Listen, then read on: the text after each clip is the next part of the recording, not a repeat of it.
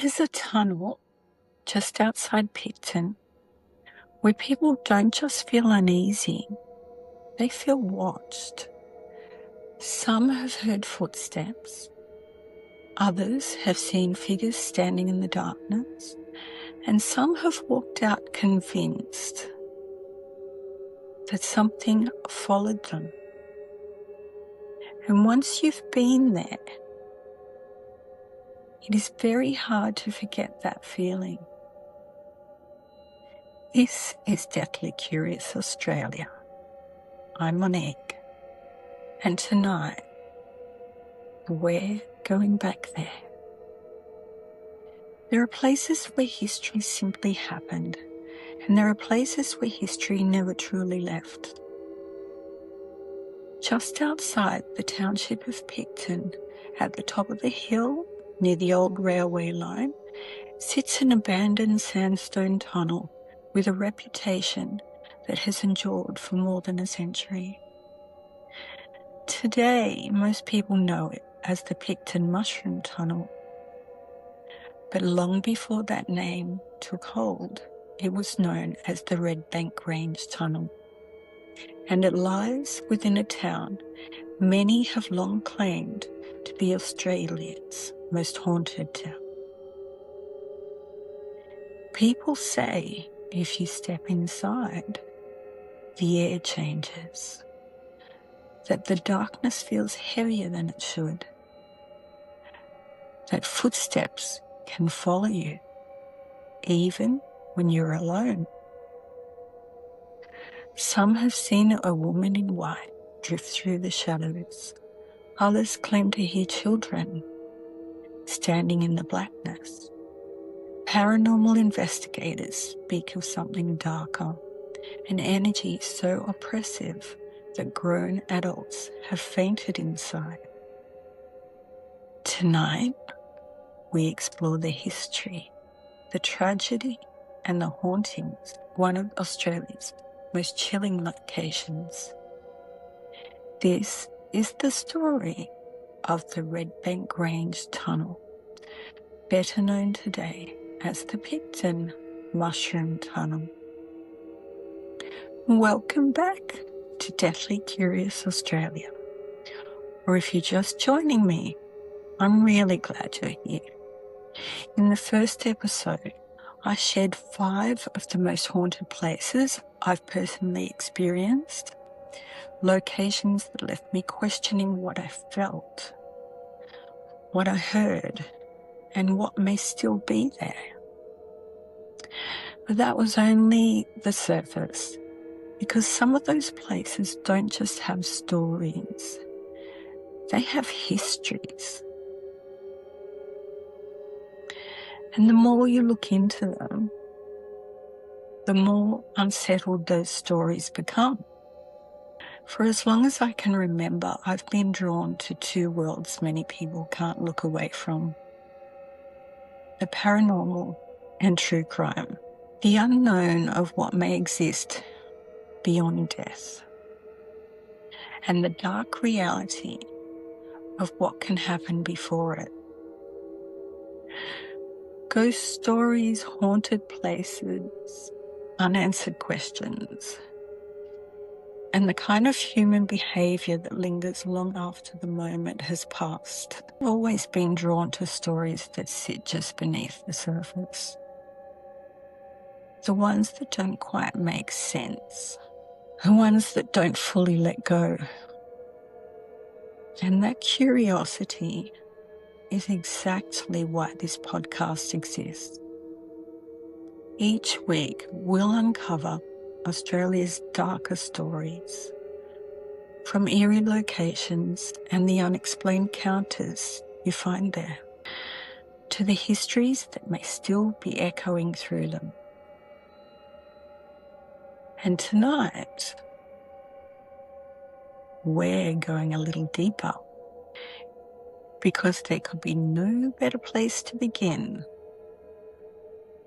than Picton. More than 20 years ago, the Picton Mushroom Tunnel was the location of the first official ghost hunt I ever attended. A night that left a lasting impression. It deepened a fascination that never truly left. That investigation was led by the late Liz Vincent, a respected local historian, ghost tour guide and storyteller, and one of the names most closely connected to Picton's haunted reputation. So in many ways, this tunnel isn't just a perfect first deeper dive episode. It's where part of this journey began. If you've ever been fascinated by what lingers after death, or what humans are capable of before it, you've come to the right place. Let's begin. At first glance, Picton is charming. Historic streets, heritage buildings, quiet homes, rolling countryside. But for decades, Picton has carried a reputation unlike almost anywhere else in Australia. Paranormal investigators, thrill seekers, curious locals, and skeptics alike know the name well, because many have long claimed Picton to be Australia's most haunted town. Why here? Some believe tragedy never truly left. Others think generations of fear, grief, storytelling, and expectation have created a strange energy all of its own. And at the centre of that reputation sits the tunnel. The tunnel opened in 1867 as part of the original railway line connecting Sydney to the south. Carved through sandstone near the crest of the hill outside Picton, the Red Bank Range Tunnel was considered an engineering feat of its time. Steam locomotives once thundered through its narrow walls, filling the darkness with smoke, sparks, and deafening noise. But progress is ruthless. As railway routes improved, the tunnel was eventually bypassed and abandoned. Instead of fading into history, the tunnel found a second life. Its naturally cool, damp conditions made it ideal for mushroom farming. Rows of mushrooms were cultivated deep inside the darkness, earning it the name locals still know today, the Mushroom Tunnel. There are also long-held local stories that during the Second World War, the tunnel was used for storage linked to mustard gas and military materials. Whether fully documented or partly folklore, the tale only adds to the uneasy sense that this place has always been used for things hidden from public view. The most famous tragedy tied to the tunnel happened on December the 13th, 1916. Emily Agnes Bollard, 51, entered the tunnel on foot and never came out alive. She was struck and killed by a train while walking through the passage. Newspaper reports of the time stated Emily had been temporarily staying with family in Picton after suffering health troubles. She was believed to be using the tunnel as a shortcut to her brother's home on the other side of the hill. But her death raised troubling questions. Emily reportedly knew the local train timetable, and Picton in 1916 was far quieter than today. Many believe she would have heard the train approaching long before it reached her. And inside the tunnel, walls were refuge niches, like small alcoves, where pedestrians could step inside safely. So why didn't she? Did she panic? Did she misjudge the distance? Or did Emily make a tragic decision in those final moments? No one can know for certain, but many believe Emily never truly left. Visitors for decades have described seeing a pale female figure in white standing silently in the darkness, then vanishing into the stone. A woman in white. And many say her name is Emily. Emily was not the tunnel's only tragedy. In 1884, reports told of a man found dead inside after apparently being struck by a train. His identity was never clearly established, nor were the full circumstances of how he came to be there. Accident, misadventure, or something else. As years passed, further rumours attached themselves to the tunnel. Suicides, murders, accidents, unexplained deaths. Some may be true, some may be embellishment. But in haunted places, legend grows where certainty ends. Today, many who enter the tunnel claim the paranormal activity begins almost immediately. The temperature changes. Sound behaves strangely. Your eyes adjusting to the lack of light can often make you second guess what you're seeing. Breathing feels heavier. Then come the stories. Footsteps crunching on gravel behind them, even when no one is there. Small stones and rocks heard thrown through the darkness. Cold air moving against stillness. Whispers, voices, no one else can hear. Some report being touched. Others describe seeing shadow figures standing motionless at the far end of the tunnel or moving over the top of the tunnel towards them, approaching. Then there's been quite a few accounts of a strange white mist seemingly gliding towards them. There are also reports of children, small silhouettes darting or standing illuminated just beyond the peripheral. And stranger still is the dog. Some witnesses describe having heard barks or the shape of a dog moving slightly before disappearing entirely. And this is something I've experienced in a way that's always stayed with me. When my now 21-year-old daughter was a toddler, I took her and my other children on a daytime walk to the tunnel. The older kids kept saying they thought they were seeing things, movement, shapes, lights. But it was my youngest at the time who reacted in a way I couldn't explain. She suddenly pointed into the darkness and clearly said, "Dog." There was nothing there, at least nothing that anyone else could see. Paranormal investigators have claimed to capture EMF spikes, EVPs, multiple hits on various other equipment, and unexplained anomalies on camera. And I've experienced that side of it too. Every time I've visited, even in full daylight, equipment like the music box and REM pod begin to activate. At first it's subtle. The music box will trigger slowly, like something is just brushing the edge of its range. And then it builds.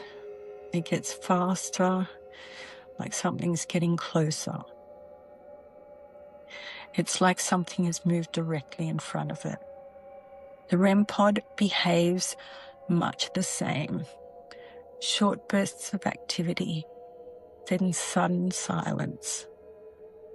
And what's most unsettling is this. It consistently happens in the same area the same spot over and over again. And there have been moments where the responses feel intelligent, where I've asked whatever is there to step away and the activity stops and then it returns. One experience stands out more than the rest. More recently, I visited the tunnel with my teenage son, again during the day, and something shifted. He became quiet, distant, almost like he'd slipped into a semi-daze. He told me he felt like he needed to move rocks to create a circle. I told him to trust the feeling, and he did. He placed the rocks in a circular formation, then sat in the center. Later, he told me he felt like a child was with him, right there in the space. And I'm not the only one who sensed something specifically there. During a TikTok live session at the tunnel, others watching have independently said they felt the same presence of a military soldier. And on multiple occasions, the responses we received seemed to support that possibility. One experience is reported more than any other: dread. Some ghost hunters believe the tunnel contains more than wandering spirits. They speak of a darker force, something heavy, something intelligent. First, the temperature drops, conversation stops, the atmosphere thickens, breathing feels shallow. The darkness seems to swiftly approach and engulf, and then a crushing sense of fear takes hold. So intense that some visitors had reportedly fainted during the ghost tours that used to run through there weekly for many years. And as mentioned before, those tours were famously led by Liz Vincent. Following her passing, council approval for guided tours through the tunnel was revoked. Today, access is far more limited. But where did this darker energy come from? Is it residual fear built up over decades? Something that feeds on panic itself? Or was it invited there through rituals or attempts to summon spirits? No one can prove it, but many insist that the darkness in the tunnel feels separate from the spirits said to linger there, as though it silences everything else. Picton cemeteries, old buildings, pubs, and railway history all add layers to its haunted identity. But the Mushroom Tunnel is the heartbeat of the legend. Every haunted town needs its epicenter. Picton has one. Personally, I think places like this become more than bricks and stone. They absorb story, emotion, fear, curiosity. Whether spirits exist there or not, people have carried powerful energy into that tunnel for generations. And maybe that energy lingers. What I do know is this: very few locations in Australia provoke such a consistent reaction. That alone makes it worth paying attention to. What stands out to me about Picton isn't just what people claim to experience there.